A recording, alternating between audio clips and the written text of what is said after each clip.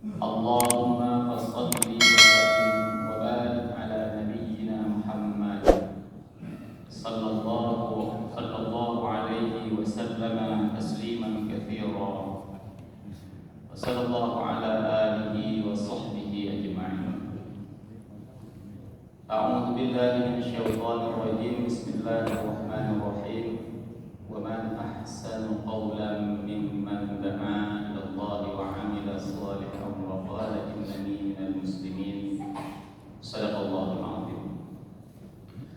Puji dan syukur kita panjatkan kehadirat Allah Subhanahu wa taala atas segala bentuk limpahan rahmat dan juga curahan nikmatnya kepada kita, dan kemudian tanpa selawat beriringkan salam semoga senantiasa tercurahkan kepada baginda Rasulullah Muhammad sallallahu alaihi wasallam, begitu pula kepada para keluarganya dan juga kepada para sahabatnya sekalian. Penghormatan kami sekaligus apresiasi kami kepada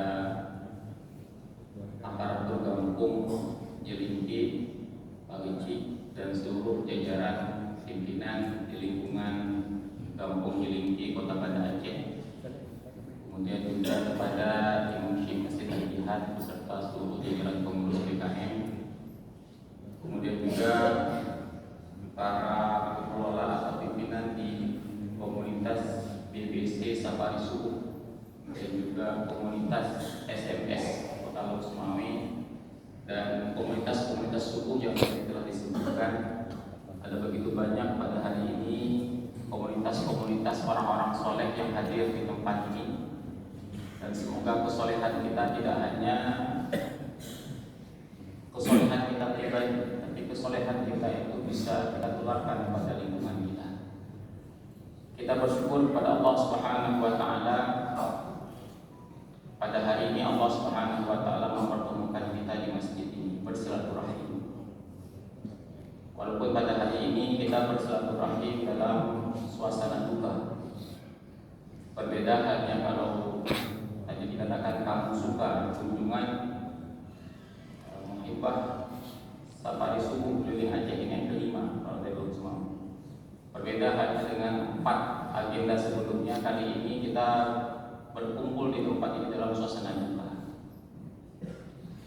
Dan di bulan yang sama 21 tahun yang lalu juga telah terjadi musibah dalam bentuk yang lain, sehingga di bulan Desember ini kita sedang menghadapi suasana duka, dan masyarakat Aceh juga akan memperingati kembali peristiwa tsunami yang terjadi 21 tahun yang lalu. Kalau musibah tahun ini terjadi di bagian tengah sampai timur pantai Aceh, maka 21 tahun yang lalu musibah ini terdampak berat di barat Aceh. Artinya dua musibah ini sudah melengkapi penderitaan kita, baik pantai timur maupun pantai barat. Sidang jamaah yang dirahmati Allah Subhanahu wa taala. Di dalam Al-Qur'an Allah Subhanahu wa taala menyebutkan di antara bentuk-bentuk penyebab turunnya musibah, di antara penyebab bentuk-bentuk turunnya bala. Di dalam surah Asy-Syura Allah Subhanahu wa taala berfirman, a'udzu billahi minasyaitonir rajim. Wa ma asabakum min musibah fabima kasabat aydikum. Sesungguhnya musibah yang menimpa kalian itu sejatinya disebabkan oleh tangan-tangan kalian, disebabkan oleh ulah kalian sendiri. Dan sahabat Ali bin Abi Thalib mengatakan, ma nuzila bala'un illa bidambin. Dan tidaklah turun bala itu kecuali disebabkan oleh dosa. Wala rufi'a bala'un illa bitawbah. Dan tidaklah bala itu dihilangkan kecuali dengan taubat. Nah, pertanyaannya, ketika kita hendak bertobat, yang pertama kita perlu tahu apa dosa kita. Kita perlu menyadari sebagai jemaah yang dirahmati Allah Subhanahu wa taala apa yang disampaikan oleh Allah di dalam firman ketika musibah menimpa kita, pastilah di antara penyebab musibah itu datang kepada kita karena dosa. Dan ketika bala itu menimpa sebuah negeri, konsepnya sederhana. Pastilah di negeri tersebut terjadi kemungkaran yang dilakukan secara terang-terangan, yang pada saat itu di tempat itu tidak ada lagi orang yang memperingatkan, tidak ada lagi orang yang menasihati, kalaupun ada sangat sedikit jumlah. Sehingga Allah Subhanahu wa taala mewanti-wanti kita, wattaqu fitnatan la tusibanna alladziina zalamu minkum khassah. Ketika kemudian bala itu datang, maka dia tidak hanya menimpa orang-orang yang berbuat dosa saja, dia tidak hanya menimpa orang-orang yang berbuat zalim saja, tapi yang akan terkena, yang akan terimbas dan terdampak semuanya. Nah, ketika kita menyadari bahwa musibah ini terjadi karena dosa-dosa kita, pertanyaannya apa dosanya? Paling tidak kita bisa membagi dosa-dosa yang kita lakukan itu ada pada 3 bentuk. Yang pertama, dosa dalam hal hubungan kita kepada Allah Subhanahu wa taala. Apa dosanya? Tahun 2019 ada sebuah lembaga riset yang bernama Al-Fara Research Center. Lembaga ini melakukan survei di Indonesia untuk mengetahui, salah satunya poin surveinya itu adalah mengetahui bagaimana pelaksanaan sholat 5 waktu penduduk muslim di Indonesia.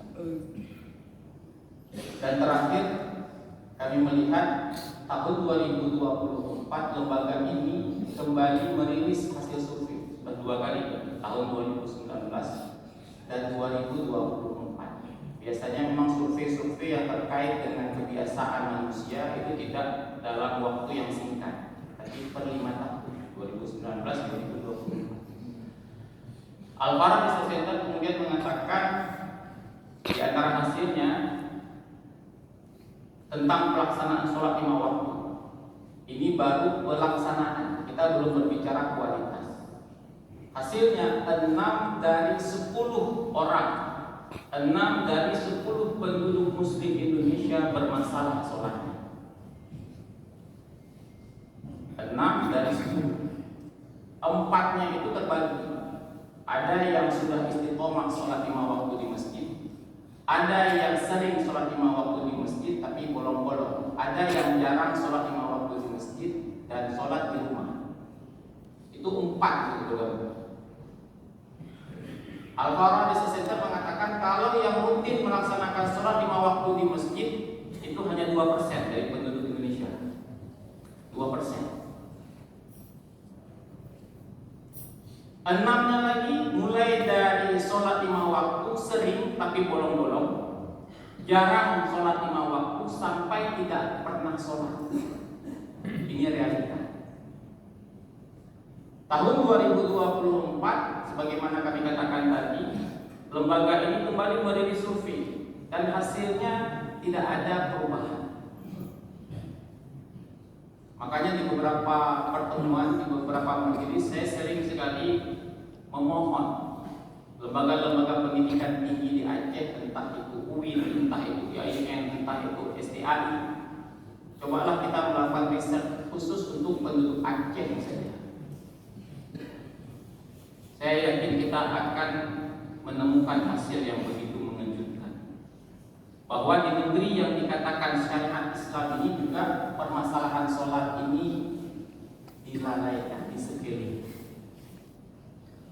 Terakhir pada hari Jumat itu, ketika saya memberikan mata kuliah, saya memberikan mata kuliah bukan kuliah agama. Jumat yang lalu saya mengambil mata kuliah fisika dasar. Saya tanya kepada mahasiswa, dan rutin saya tanya, ada sholat kan? 1 orang saya tanya, enggak.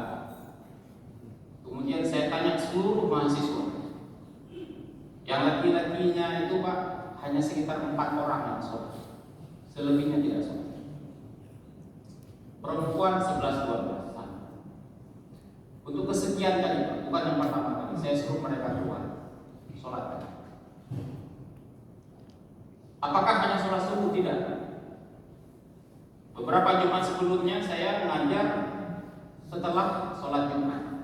Khusus laki-laki saya tanya, ada sholat Jumat kamu? Tidak, kamu tidak, kamu tidak. Yang hanya sholat Jumat 2 orang.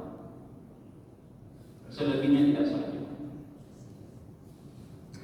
Dan ketika saya memerintahkan mereka untuk keluar sholat, nampak dari raut wajah mereka tidak ada rasa penyesalan. Mereka masih bisa tersenyum tertawa.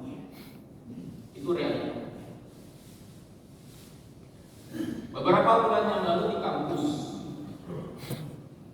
ada komunitas mahasiswa melakukan peringatan Maulid Nabi. Namanya mahasiswa, Pak. Siapa yang dia minta tolong untuk memberikan tausiah? Ya dosennya. Pak, tolong kasih tausiah tentang Maulid Nabi. Judulnya meneladani Nabi Sallallahu Alaihi Wasallam. Panjang lebar saya ceramah, Pak, dan kemudian saya tanya siapa yang sholat subuh tadi? Dari 60 orang yang hadir, yang sholat subuhnya sampai 10, Pak. Itu dia buat peringatan Maulid Nabi di masjid. Setengah dikurung kerja Pak dengan ceramah tumbuhan. Bisa dibayangkan kawan-kawannya yang tak pergi pengajian. Mereka saja sebahagian besar tidak sholat. Kemudian pada hari yang lain saya diundang lagi ceramah Maulid lagi SMA. Ya, di Lusma Memang. Semoga di Aceh, di Banda Aceh nggak ada. Ketika saya datang sedang selawat, merdu sekali selawatnya, dipimpin oleh beberapa orang siswa. Lagi-lagi saya ceramah panjang lebar dan saya ingatkan lagi sholat. Siapa yang sholat? Saya perempuan, yang perempuan semua hadir, siswa SMA semua hadir karena acara sekolah. Perempuannya yang sholat subuh tak sampai 10 orang, dan yang laki-laki tak satu pun sholat. Kemudian saya tanya yang di barisan depan yang selawatan tadi, siapa yang sholat subuh? Satu pun tak sholat. Saya katakan, kamu selawat tadi, suaranya merdu. Kalau kamu tidak baca salawat, kamu berdosa. Tidak, tapi ada satu waktu kamu wajib bersalawat. Kalau kamu tak bersalawat, kamu dosa besar, yaitu salawat di dalam sholat. Kita bersalawat hari ini, suka salawat, selawatan, semayangkan. Padahal di situ adalah tempat di mana kita wajib bersalawat. Itu sama kita baca Al-Fatihah 1000 kali, tapi dalam sholat tak pernah baca Al-Fatihah. Apa bedanya? Itu realita. Artinya apa yang dikatakan oleh lembaga Al-Farah Research Center ini kita dapatkan pada kehidupan kita sehari-hari. Sholat menjadi perkara yang disepelekan, bahkan dalam musibah. Beberapa waktu yang lalu kami khutbah Jumat di sebuah masjid, dan di masjid itu ada pengungsi. Laki-lakinya ada juga yang tidak sholat.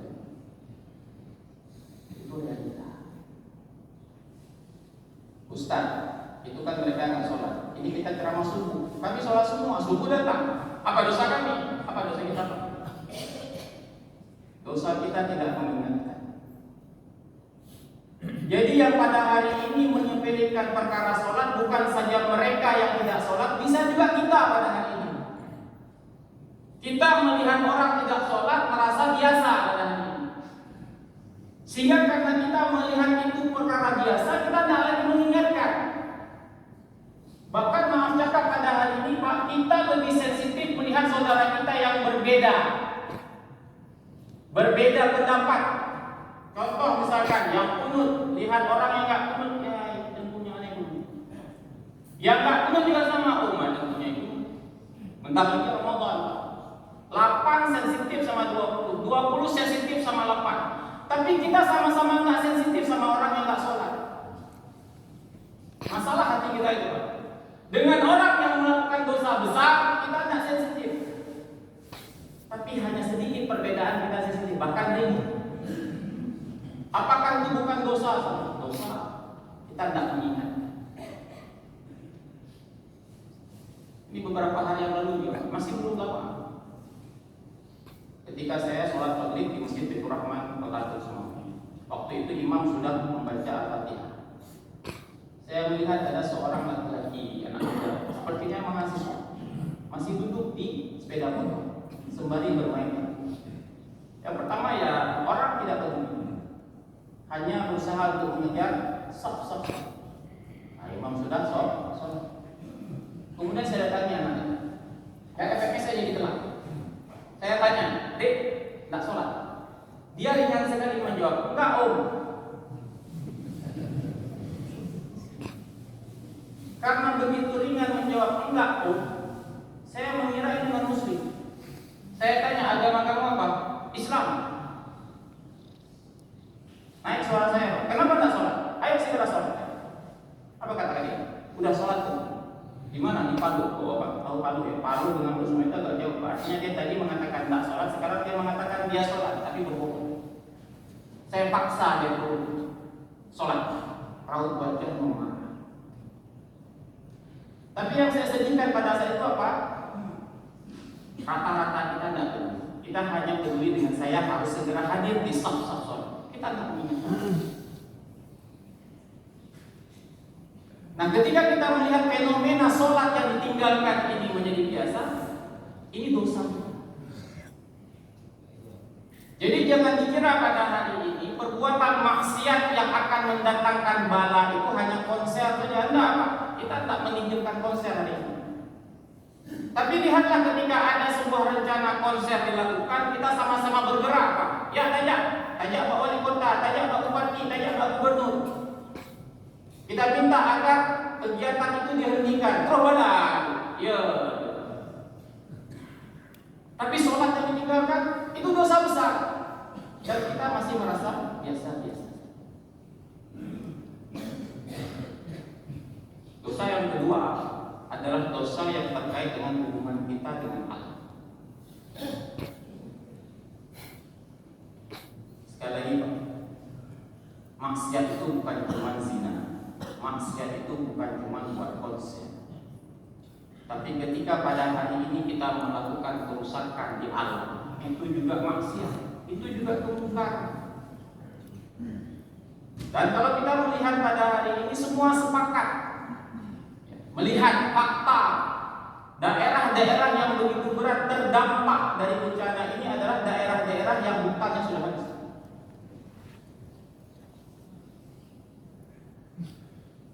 Artinya Pak, itu benar terjadi Pak. Musibah ini karena tangan-tangan kita. Kerusakan di darat dan di laut ini karena tangan-tangan manusia. Nah, pertanyaannya, siapa yang mengingatkan itu? Tidak ada. Itu juga kemungkaran. Ustaz, apa dosa kami? Yang pertama lagi-lagi kita tidak mengingatkan Pak. Berbeda halnya ketika kita bersikap ketika ada tadi konser melepas, ayo kita rame-rame, kita ingatkan penguasa supaya jangan mengizinkan kegiatan itu dilakukan. Tapi siapa yang kemudian mengingatkan penguasa jangan memberikan izin konversi lahan dari hutan menjadi lahan-lahan? Tidak ada yang mengingatkan. Seolah-olah kita menganggap itu bukan maksiat. Seolah-olah kita menganggap itu bukan kemungkaran. Itu kemungkaran. Ini juga kita perlu evaluasi, Pak. Jangan-jangan tangan-tangan kita pada hari ini juga ikut berkontribusi. Kita hari ini mencerca, mencaci orang-orang yang punya lahan sawit berhektar-hektar. Tapi bisa jadi kita juga tukang beli hari ini, Pak. Jangan-jangan di antara kita pada hari ini juga punya sertifikat-sertifikat untuk membuat sawit. Ada tangan-tangan. Kita padahal tahu itu lahan bukan lahan untuk pertanian, bukan lahan perkebunan. Dibuka karena tergiur dengan hasil yang luar biasa, kita beli sehektar 2 hektar. Kita juga pernah berkontribusi dalam kemaksiatan. Jadi yang namanya kemaksiatan itu bukan saja melanggar hukum Allah seperti kita berzina, seperti kita tidak sholat. Ada hukum Allah yang pada hari ini kita kenal yang namanya hukum alam. Hukum alam itu apa? Air bergerak dari atas ke bawah. Tidak ada air bergerak dari bawah ke atas. Nah, itu hukum alam. Itu hukum Allah sebenarnya. Allah menciptakan alam semesta ini dengan keseimbangan. Jangan rusak keseimbangan itu, kata Allah. Siapa yang rusak Nah, ketika kita melakukan pengerusakan, mengganggu keseimbangan alam, apakah itu bukan kemungkaran? Kita melanggar hukum Allah Subhanahu wa taala.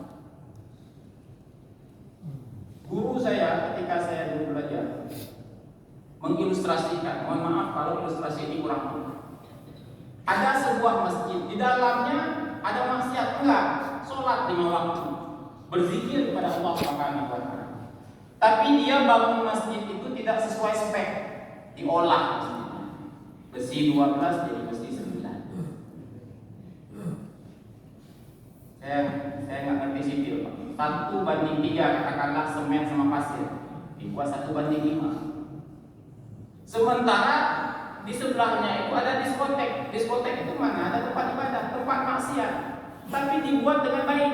Besi 12 kita tuh. 1:3, 1:3 kita. Kemudian terjadi gempa, hancur masjid. Diskoteknya tak hancur. Orang pada bingung. Ini kan tempat ibadah, kenapa hancur? Ini kan tempat ibadah, itu kan tempat maksiat. Nah, kita salah melihat, Pak. Kita memang beribadah di dalam masjid, tapi membangun masjidnya dengan maksiat. Diskotik itu tempat maksiat, tapi dia bangun tidak dengan maksiat. Jujur dia buat. Hari ini Aceh, negeri syariat Islam, kenapa kita mendapatkan musibah seperti ini? Kita melanggar hukum Allah yang baik, kita hancurkan alam ini. Kenapa Malaysia tidak kena? Singapura itu kan negeri kafir. Kenapa mereka tidak kena? Mereka itu taat pada hukum Allah yang disebut hukum alam tadi, Pak. Mereka jaga alam. Jadi jangan mengira pada hari ini maksiat itu hanya sekedar pura-pura saja. Tapi kita merusak alam itu juga dosa yang besar. Terkait dengan hubungan sosial. Dan dosa ini sebenarnya sudah sangat lama menurunkan bala buat kita. Tapi kita pada hari ini juga sama. Merasa bala itu hanya tsunami, merasa bala itu hanya banjir, merasa bala itu hanya gempa bumi. Padahal yang satu ini juga bala. Apa balanya? Lahirnya pemimpin yang tidak punya hati nurani. Tapi pada hari ini kita tidak sedang menyalahkan mereka. Hari ini kita sedang muhasabah diri kita sendiri. Bala ini. Dan bala pemimpin yang tak punya hati nurani ini menambah duka bala yang sedang terjadi. Pertanyaannya, siapa yang berdosa? Kita. Dosa apa? Dosa kesaksian palsu. Bapak silakan lihat setiap pemilu datang itu kita akan melihat fatwa-fatwa ulama. Di antara ulama yang membolehkan pemilu, karena ada yang melarang. Mereka mengiaskan apa? Ini kesaksian. Pemilu itu seperti kesaksian. Bagaimana ilustrasinya? Negara menetapkan syarat-syarat pemimpin. Pemimpin itu beriman dan bertakwa kepada Allah. Pemimpin itu punya kemampuan. Pemimpin itu punya kapasitas dan integritas. Negara menciptakan itu aturan. Syarat-syarat pemimpin. Siapa yang diminta untuk bersaksi bahwa orang tersebut adalah orang yang beriman, bertakwa, punya kapasitas, punya integritas? Siapa? Warga negara kita. Datanglah kita ke bilik-bilik pemilihan. Kita bersaksi. Saya bersaksi si fulan yang saya pilih adalah orang yang baik. Saya bersaksi si fulan yang saya pilih adalah orang yang punya kapasitas. Kita bersaksi. Tapi apa yang terjadi pada hari ini? Karena ada selembar, 2 lembar uang 100.000. Kita membuat kesaksian palsu. Padahal dia tidak cocok jadi pemimpin. Tapi karena dikasih uang, kita katakan dia cocok. Kesaksian palsu. Oh, mereka ya 100-200 ribu. Kita bisa jadi, Pak, kita mengakui bahwa dia tidak punya kapasitas. Tapi karena kita merasa kalau saya menjadi tim sesnya dia, saya nanti bisa naik jabatan, saya colok. Ya sama kesaksian palsu juga. Karena semua kampung belum colok. Sama juga, Pak, kesaksian palsu juga. Semua kesaksian palsu. Logikanya, bagaimana mungkin pemimpin yang memiliki hati nurani itu muncul sementara kita memilih pemimpin tidak pakai hati nurani? Ketika pada hari kita memilih pemimpin karena materi, maka ketika pemimpin itu kemudian muncul, dia juga akan memiliki materi. misalnya apa yang ada? Dosa siapa ini? Dosa kita. Dosa. Bahkan pada ini bukan hanya pemimpin yang tidak punya hati nurani, tapi juga pemimpin yang tidak punya kapasitas. Pegang apa? Tapi lagi-lagi yang kita katakan tidak menyalahkan mereka. Itu urusan mereka sama Allah Subhanahu wa taala. Tapi yang kita evaluasi pada diri kita pada hari ini, mengapa mereka bisa muncul? Mengapa mereka bisa memimpin kita? Karena tangan kita. Karena dosa kita. Nah, sidang jamaah yang dirahmati Allah Subhanahu wa taala, ketika pada hari ini kita menyadari bahwa musibah ini terjadi karena perbuatan kita, maka pada ujungnya apa? Kita bertobat kepada Allah Subhanahu. Tapi yang namanya tobat itu tidak cukup hanya dengan beristighfar. Tapi tobat itu juga disertai dengan kita mengubah perbuatan kita, memperbaiki perbuatan kita. Tadi imam memimpin kita berdoa, tolak bala. Jangan sampai tangan kita menengadah meminta kepada Allah agar Allah tidak lagi menurunkan bala ke negeri kita. Tapi tangan yang sama itu juga melakukan perbuatan dosa. Tidak akan mungkin bala itu hilang. Kita minta kepada Allah, ya Allah jangan turunkan bala, tapi tangan kita masih berusaha hutang. Tidak akan mungkin terjadi. Kita meminta, ya Allah jangan berikan kepada kami pemimpin yang zalim. Jangan berikan kepada kami pemimpin yang tak punya hati nurani, yang tidak menyayangi kami. Tangan kita coblos juga. Tidak akan berubah nasib kita hanya dengan mengucapkan istighfar. Begitu juga dengan sholat. Pertanyaannya pada hari ini, siapa orang yang akan mempertimbangkan pemimpin yang saya pilih ini adalah pemimpin yang rajin sholat berjamaah? Ya yang 2% tadi itu. Ya saya tidak peduli Pak, apakah pemimpin sembahyang atau sembahyang menurut Pak? Kenapa dia sendiri tidak sholat? 2% berapa Pak? 200 juta, 2% berapa juta? Kenapa 2%? Karena apa? Maka kita harus berubah.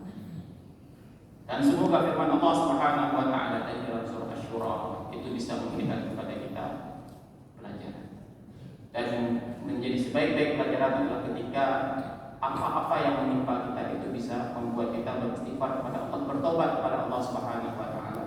Semoga bala ini segera Allah hilangkan dari negeri kita, dan semoga efek dari bala ini kita memohon ampun kepada Allah Subhanahu wa taala dan kita mendapatkan ampunan Allah Subhanahu wa taala yang fa'tabiru ya ulul absar la'allakum turhamun. Subhanakallahumma wa bihamdika asyhadu an la ilaha illa anta astaghfiruka wa atubu ilaik. Assalamualaikum warahmatullahi wabarakatuh.